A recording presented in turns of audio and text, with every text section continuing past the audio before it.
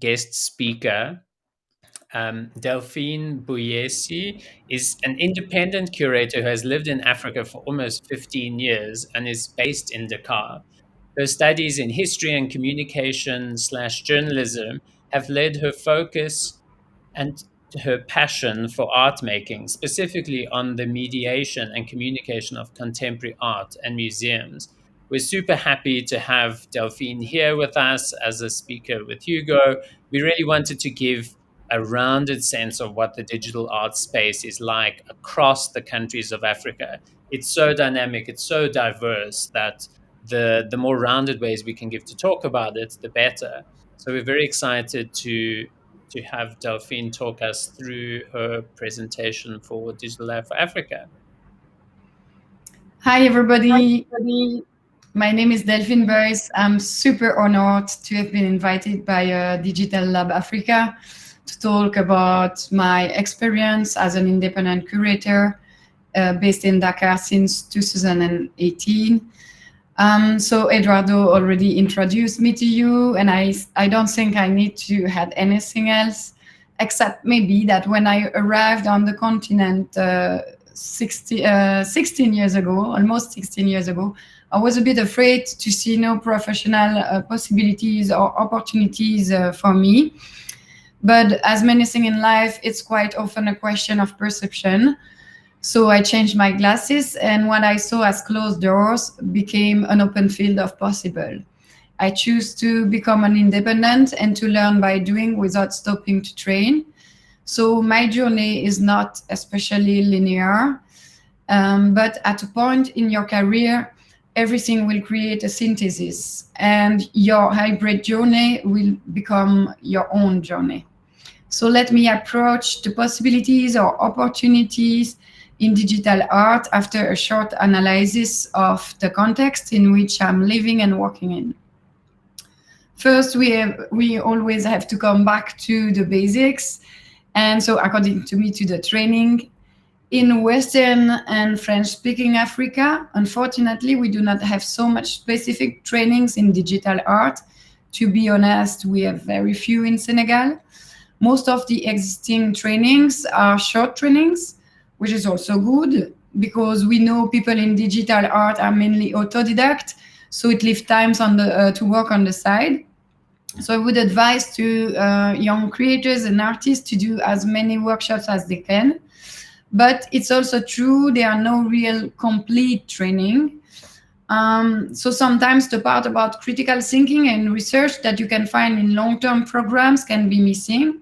So I would advise artists and creators to stay curious and read everything they can find on the subject. So anyway, there is also a real growing. We can go back to the other one. There is also a real growing demand in this field on the artist side as well as the inventor side. What we have also observed is that there is a lack, generally speaking, I mean, not only on the continent, is that the artist, whether he's trained or autodidact, has difficulties to start in professional life or can live from his art.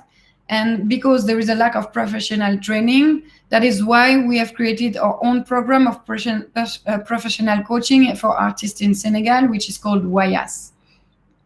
So now we can go to digital creation in Africa. And with the rising issue of the hegemony of American tech giants fighting for the cultural sovereignty with China, especially about artificial intelligence, but not only, culture, education, and training are also becoming issue. It's already visible with the deployment of training center on the African continent with like IBM or MIT or even Google. But we know that the continent has already addressed this urgency of appropriating the technologies by deploying also research group and other programs like Data Science Africa, which was created in 2013 in Kenya by practitioners and researchers, and also deep learning in Daba organization in South Africa, created in 2017, which has already 27, which has spread to 27 African countries. And also university courses and educational programs have emerged in response to that real demand to develop pragmatic answers to endemic questions. So what the digital sphere offers, it's a huge access, different from the white cube galleries, which is always available to anyone around the globe at a very low cost. It's an incredible field to address, to question representation in general, and especially, as we have seen with the winners, representation of gender, race, or class, but not only. And it's an incredible field to experiment new format of creation and to generate new singular narratives. But what we have to pay attention as creator, cultural manager, or artist is we have to pay attention to the cognitive bias with, for example, such phenomenon as click farms. We have to pay attention to cultural appropriation, to extractivism of data, and we have also to take into account the necessity to create banks of data on the continent and the importance of data sharing. So what about the market and also a bit about the pandemic? With the development of the art market, and especially the market of art from the African continent and the diaspora, we have noticed that there is a gap between the local and international logic, creating some kind of paradox. It means that the agency, it is the capacity of an individual to navigate in that game without knowing the rules, because the rules of the art market are completely implicit. It means that to navigate it in that game, the artists will have to collaborate and to create forms of cooperation. And that's what we have seen already during the emerging from the pandemic. And I would like to explore several kind of projects with you, such as, for example, the one of Marcus Neustetter, who is from South Africa, and who had presented a very nice art exploration during the festival Afropixel in Senegal. It was a kind of a new dialogue between artists from all over the world. They have created a special performance by distance. So, of course, there was a work of VJing, which was very important from Marcus himself. But I would say that everyone was important in the composition of that work. And that what is extraordinary is that the people were coming from everywhere in the world, that they have to create, to rethink the dialogue, to welcome a new attitude, dealing with emotions, personal issues, and situation of the context, but also cultural psychology of the people on several continents at the same time.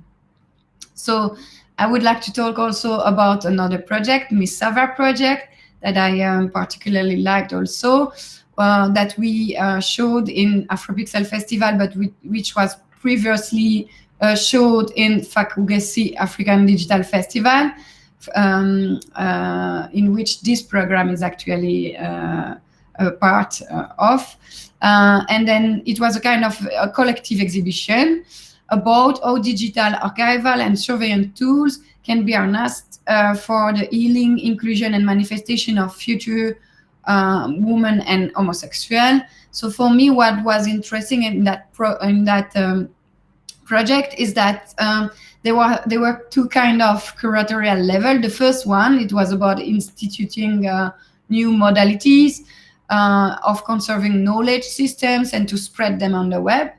But the second one is more on a para-curatorial perspective. The fact that this public program was hosted and led by women and queer bodies, giving voice to people who are usually pushed to the periphery of the art world and digital arts.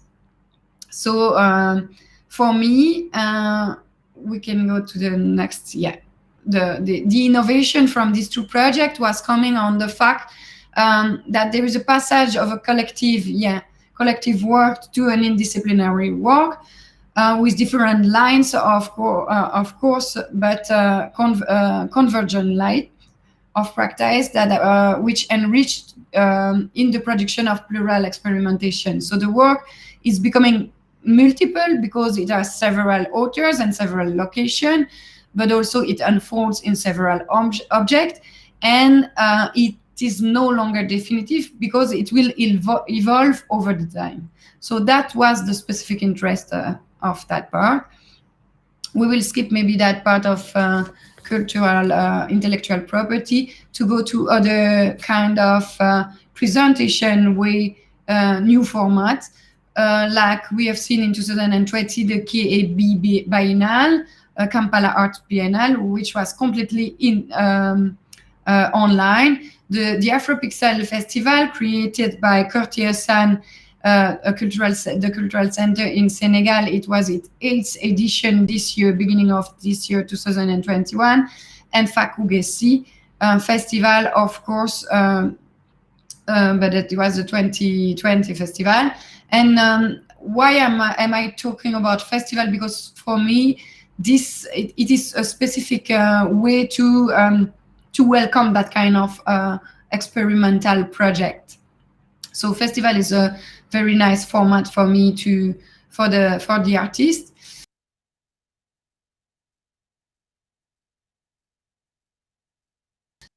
So I try to sum up what I to Val, like Afropixel Festival or Fakugesi Festival, or even international festival, which are more and more interested in African art coming from the African continent and voices coming from the African continent. To do as many workshop as you can as an artist, to go to incubator and events, to create your network, to go on residencies, and don't forget also to look after the special network of Fab Lab. Like, for example, in French-speaking countries in Africa, we have a referral, because the Fab Lab is a special way to experiment new project. And also I have put some interesting long-term project which have been created since few years on the continent, and trainings. So I will be open. I'm glad to have been part of that project. I thank you so much, and I will be happy to answer a question if we still have time. Thanks so much, Delphine. You will see a kind of link here. So bit.ly/Delphine notes, you'll be able to see links to everything that Delphine has mentioned here. So to all of the festivals, Fakugesi, which is currently happening now, and you might be watching within Fakugesi,